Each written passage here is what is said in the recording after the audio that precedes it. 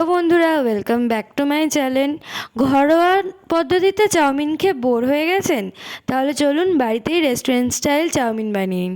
প্রথমে চাউমিনটাকে ভালো করে সেদ্ধ করে নেবে, আর বাঁধাকপি, গাজর, লঙ্কা, কিছুটা আদা আর রসুন কুচি কুচি করে কেটে নেবেন।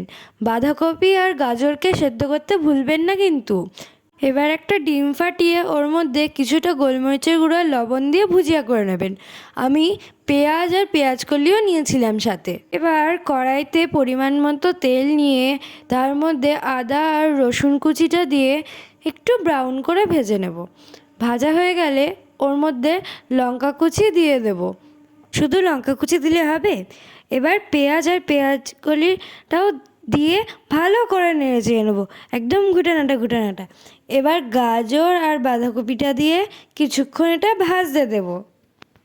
এবার এর মধ্যে পরিমাণ মতো লবণ আর কিছুটা পরিমাণ গোলমরিচের গুঁড়ো দিয়ে দেবেন।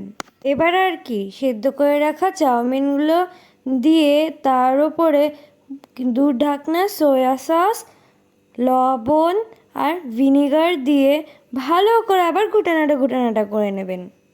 সাথে একটু গোলমরিচের গুঁড়োও দেবেন। এবার ভেজে রাখা ডিমের ভুজিয়াগুলো ওপর দিয়ে দিলেই তৈরি হয়ে যাবে আমাদের রেস্টুরেন্ট স্টাইল এগ চাউমিন। এবার খেয়ে দেখা যাক।